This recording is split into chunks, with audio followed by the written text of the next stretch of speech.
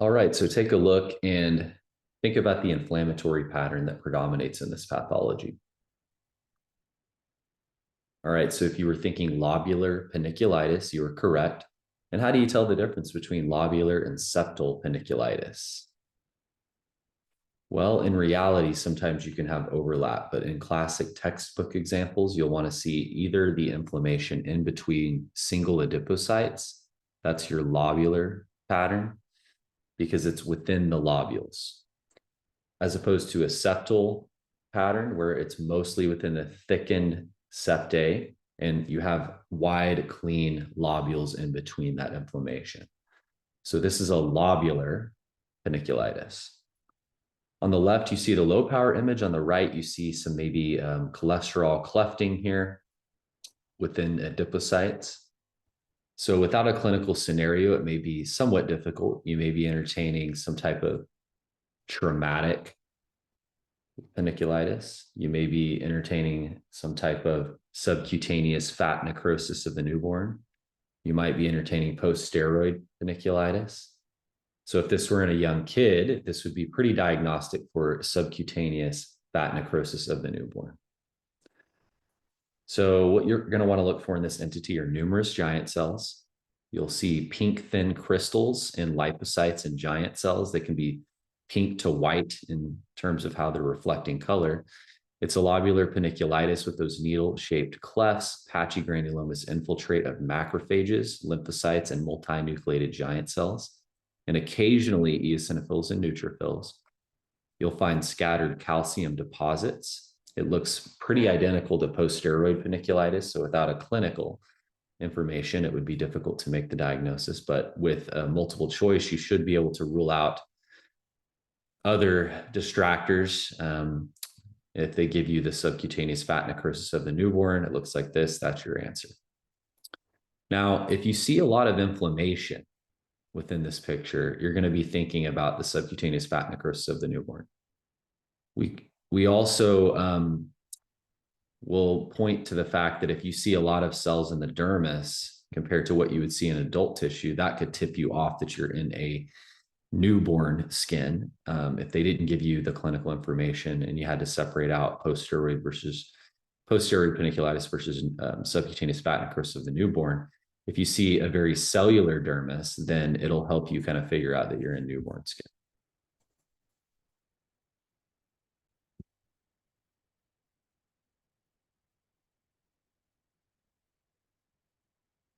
So in contrast to the last case, what type of pattern do you think this is?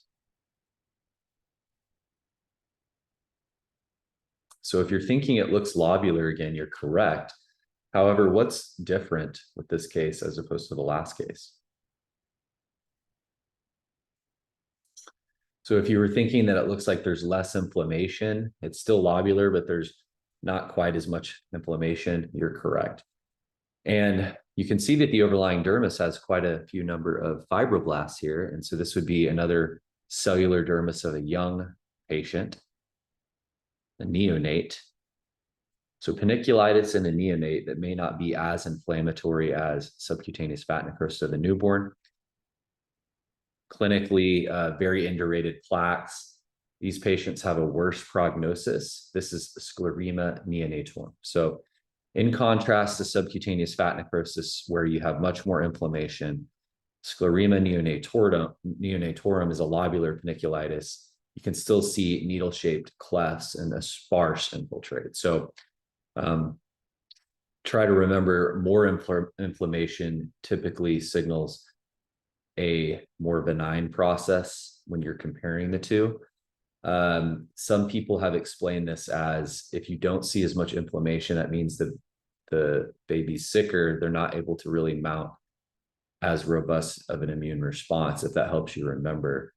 But really the only way to tell these apart is going to be a description of a very indurated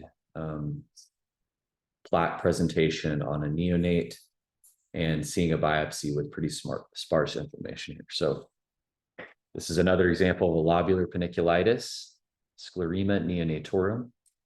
You'll see some areas of fibrous bands in here, as well as necrosis of the adipocytes, very similar to subcutaneous fat necrosis of the newborn.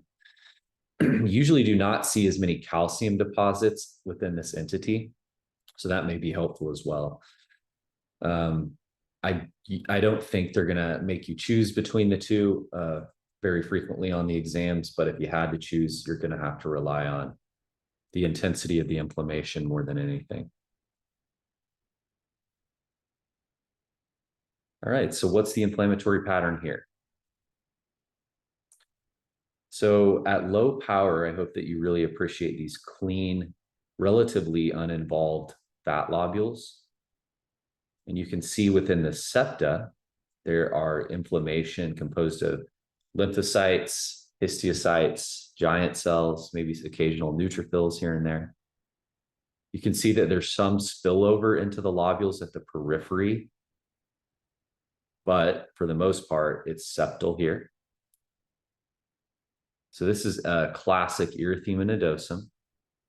This is the prototype of essentially a septal paniculitis. So if you have to remember the highest yield way to organize this is septal paniculitis, think about erythema nodosum. Everything else can pretty much be lobular. That's the simple way to think about it. In reality, there's mixed septal and lobular presentations, but for the purpose of this lecture, it's really about snapshot recognition. So this is highly likely to show up on some of your board exams because it's just a classic diagnosis. So you'll see septal edema with multiple types of inflammatory cells within the infiltrate. Some people describe this as a lace-like pattern of inflammation extending from the septa into the lobules. So you can see here at the superior and inferior part of this middle picture, as well as on the right side, this kind of lace-like pseudo-lobular pattern. It's predominantly septal though. These small foci of what we call microgranulomas are called Meissner's granulomas. They're collections of histiocytes. You can see giant cells within that. And so that's the Meissner granulomatous inflammation. So along with the Meissner microgranulomatous inflammation, you'll see potentially fat necrosis, depending on how involved it is, microcyst formation, diminution of the architecture of the adipocytes. You probably see some foam cells. You can see vessel changes, including perivascular lymphocytic inflammation, thickening of the vascular wall, and occasional endothelial cell proliferation. The epidermis and the dermis are typically spared in classic erythema nodosum, so the action is in the subcutaneous region. As you transition to, more from an early to a mid to a late erythema nodosum, you'll start to see more periseptal aggregates of lymphocytes, and you will see granulomatous inflammation, which is typically not seen in deep morphea. So you'll want to really look for giant cells that will help you out. All right, think about the pattern that you're seeing here. Would you call it lobular or septal? So on the left side, you're probably thinking lobular. Now what's going on here in this middle picture? Looks like some perivascular inflammation, maybe some destruction of a vessel as well. And on the right, seeing some giant cells within that lobular paniculitis. So this is nodular vasculitis. Nodular vasculitis is a lobular paniculitis with a pretty medium, small to medium vessel caliber involvement of vasculitis. So you're going to want to see this predominantly lobular paniculitis with infiltration of neutrophils. You'll see areas of coagulation or caseation necrosis secondary to vasculitis. And so oftentimes nodular vasculitis can be associated with tuberculosis infection. Erythema induratum of Bazin, you can refer to it as that, but nodular vasculitis, if there is no infectious component, is usually located on the posterior leg, on the calf. So that's typically the classic clinical scenario. So vasculitis of the subcutaneous arteries and veins with inflammation. Of course, you'll get some thrombosis with that, as well as necrosis of the vessel wall, infiltration of neutrophils. You'll see well-developed granulomas. Again, you can see caseation necrosis.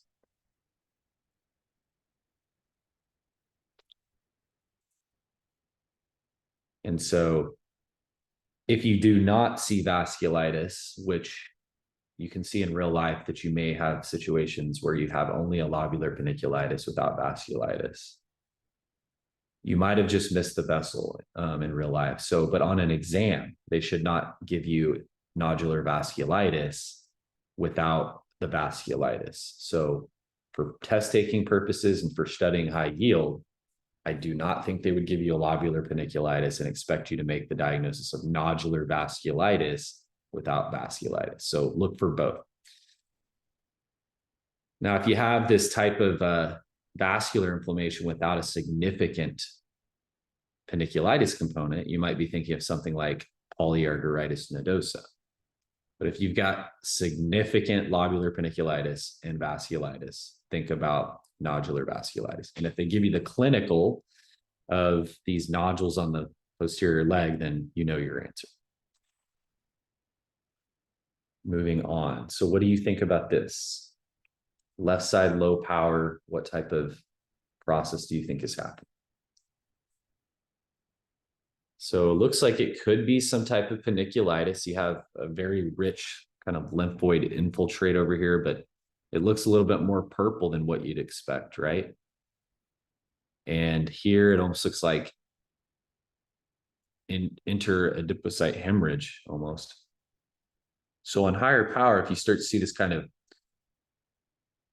soapy eosinophilic pattern, these large circular globules of eosinophilic material, this is a so-called pattern of saponification caused by pancreatic enzymes leaking into the tissue. These really large entities are referred to as ghost cells, oftentimes, not to be confused with ghost cells / shadow cells in a pilomatrix coma.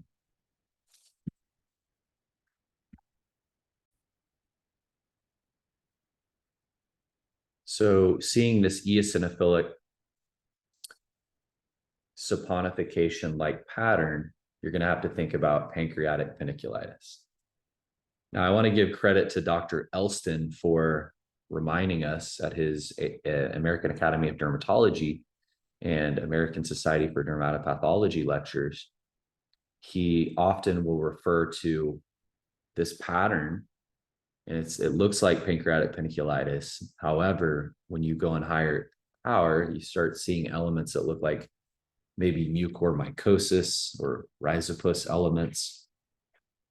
So have a low threshold, especially in a very sick patient, to do a fungal stain on this, as well as potentially, it's never a bad idea to do a culture, a tissue culture, when you're suspecting infection. So always rule out infection when you see this story, when you see this presentation, because you may miss some type of mucormycosis, and it can definitely result in morbidity and mortality quickly in sick patients.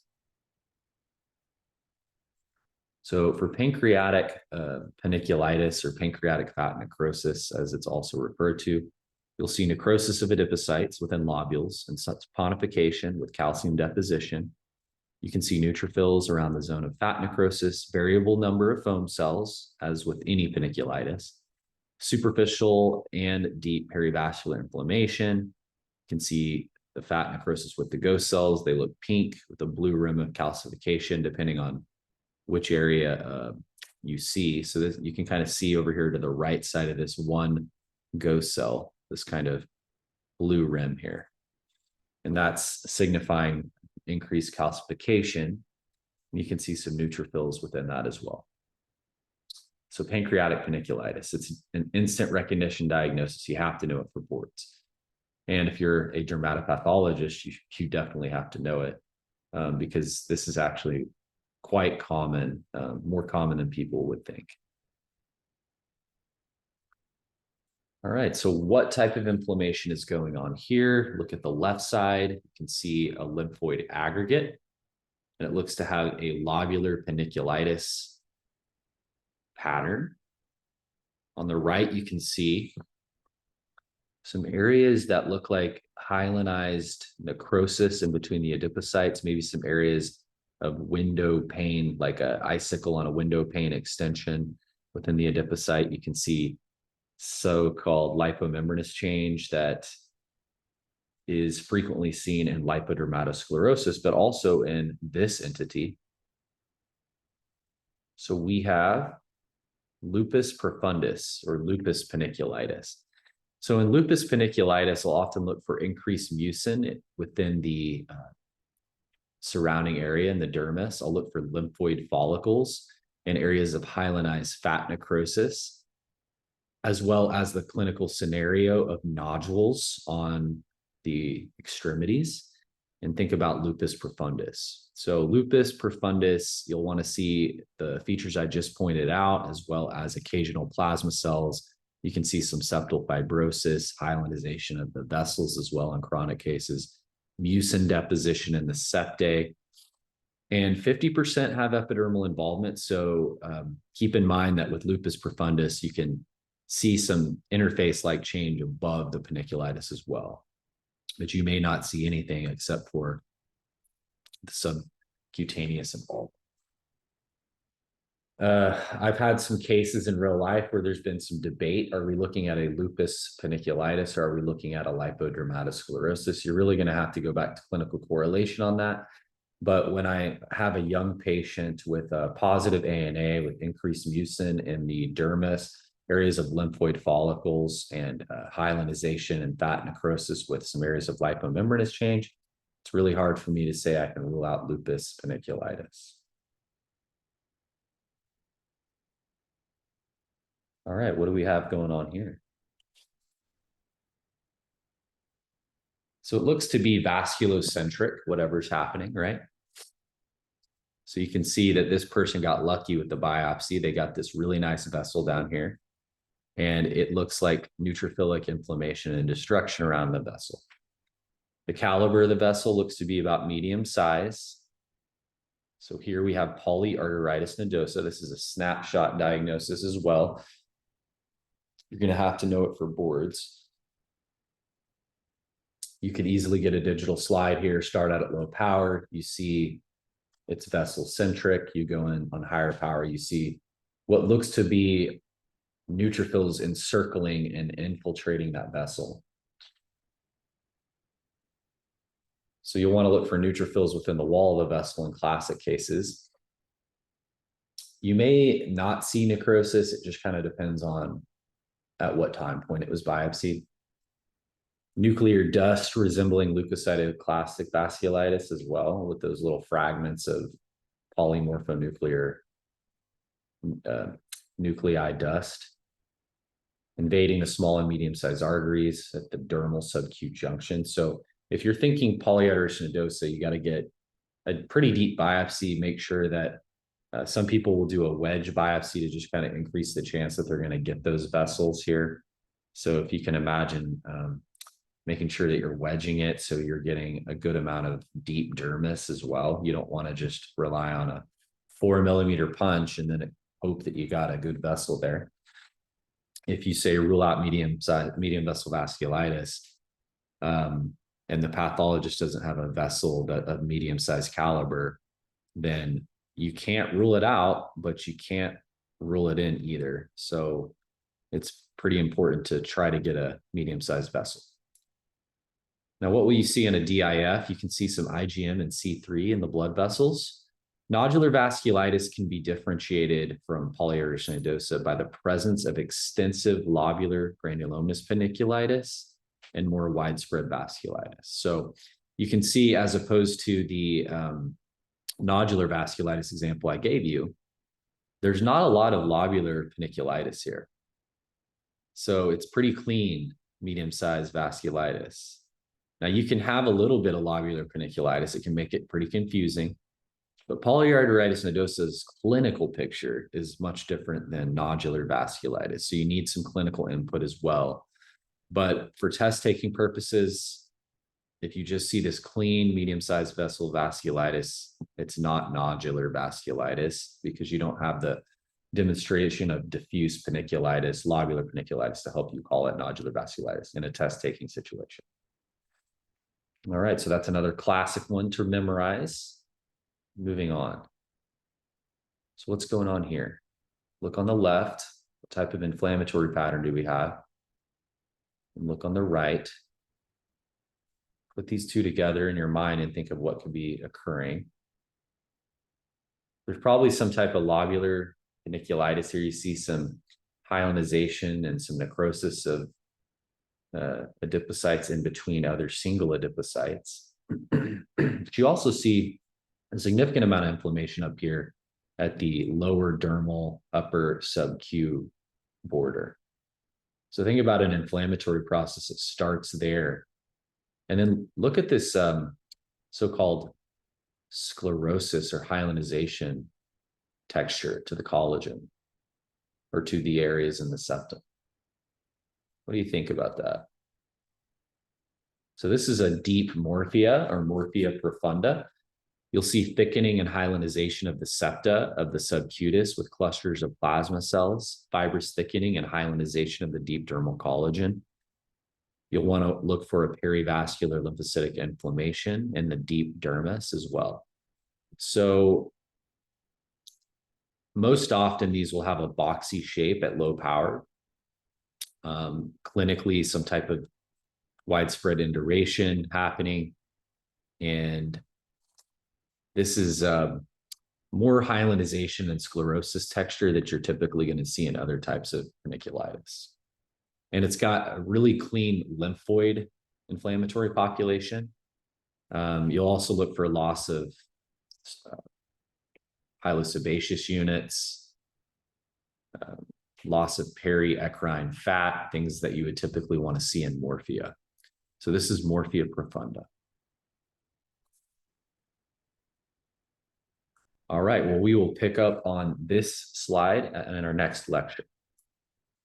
Thank you for your attention.